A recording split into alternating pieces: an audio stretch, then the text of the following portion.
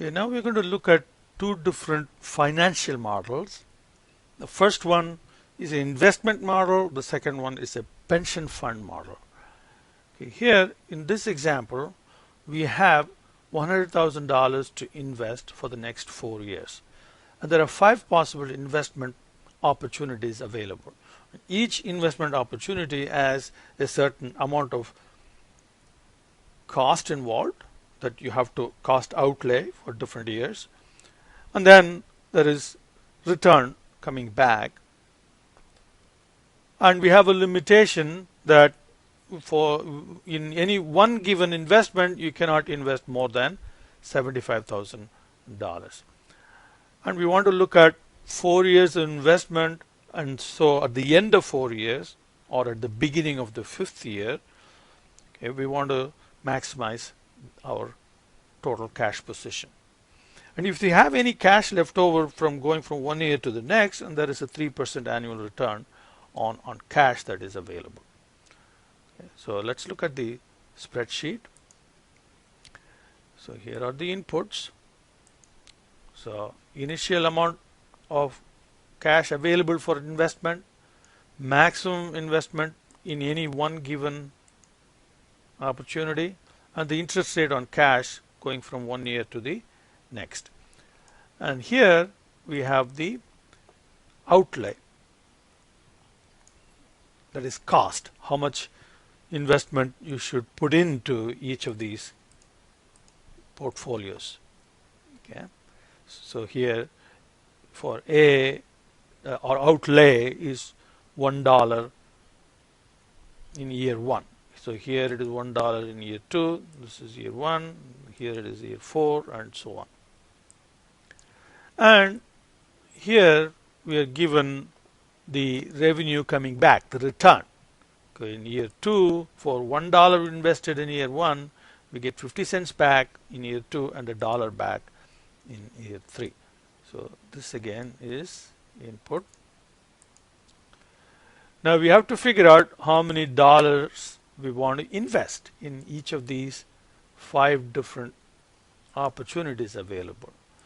And the maximum investment allowed is this. So let's give a name here.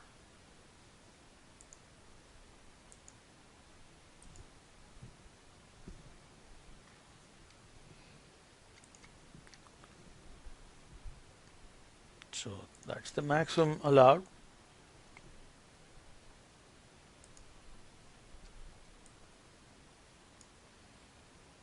Okay. So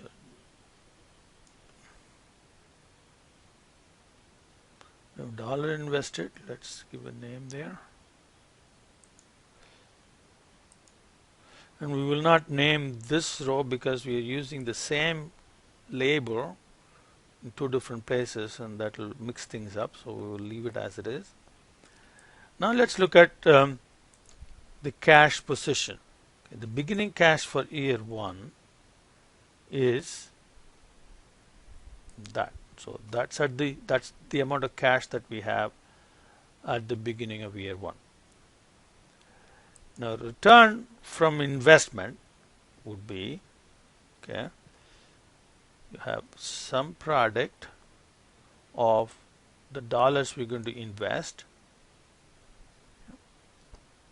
with the cost here. So that will give us with the revenue coming back, returns on investment. So that will give us how much money we will get back. And cash invested is again some product of this with the cost.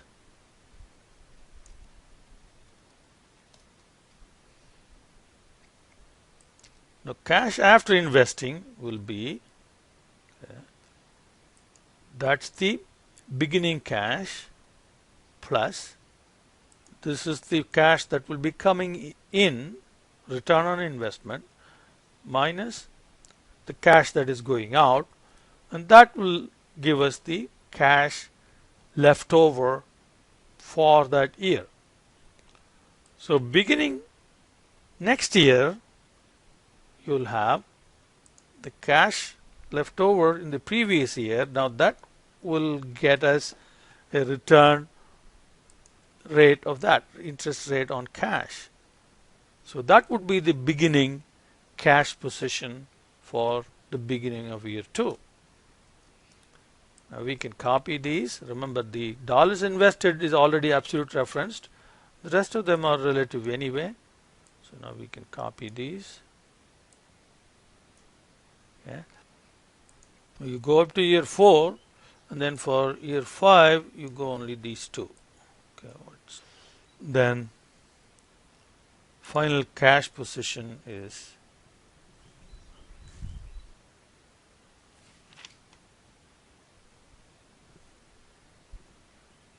the sum of these two.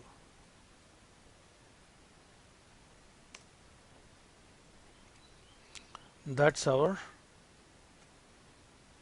objective function that needs to be maximized. Now let's give some names. So here, that's our objective function. So let's give the name there.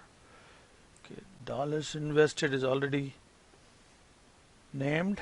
So now here we need to make sure that the cash after investing is not negative. It should be greater than or equal to 0. So we will give a name for that column. So we can set that up in the solver. Okay, so now let's go to solver, and we want to maximize the final cash position by changing is how many dollars we're going to invest in each of the investment portfolios.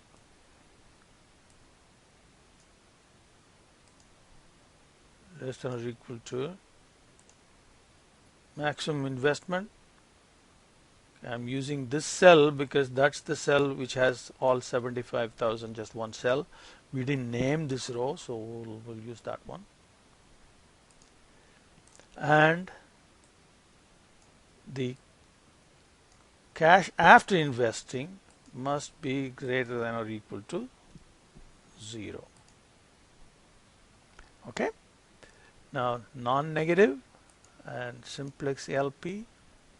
We solve, and we have found an answer.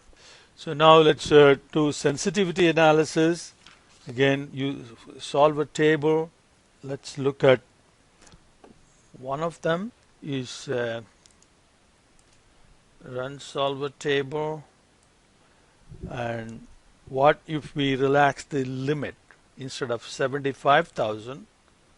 Okay, so that's going to be our input, and we'll see 75,000 to 225,000. Okay, in increments of 25,000, and we want to look at as output how many dollars we're going to invest in each of these, okay, comma, control click the final cash. That's what we want to look at, and here is our results. So as the limit is increased up to 100,000, there is a change, and after that there is no change in the investment except for dollars invested in portfolio D. There is a difference. So let's look at portfolio D. It's that one. So that one is going straight up.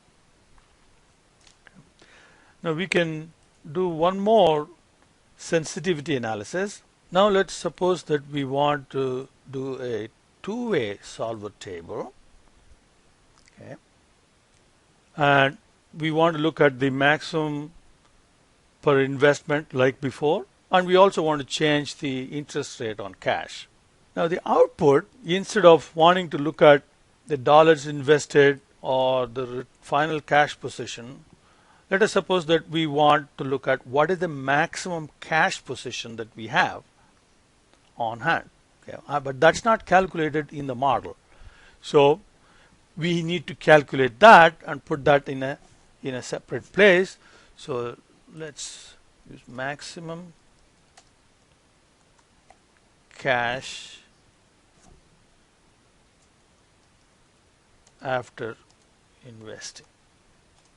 Okay, so that's cash after investing, but we want the maximum, and we do that. Okay, let's format this to currency format, and we'll take away the decimal places. Now this is what we want as output. Okay, so whenever you have an output that is not explicitly calculated in the model, and you have to calculate it separately and then use it in your solver table. Okay, so let's run solver table, and we want two-way table.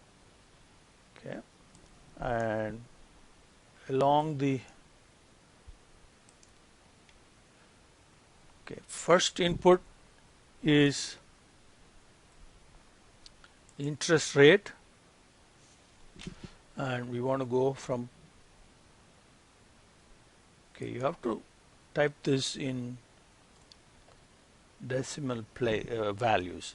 So we want 0.005, that is 0.5%, which is 0.005 to 0.045, that is 4.5% in increments of 1%, which is 0.01.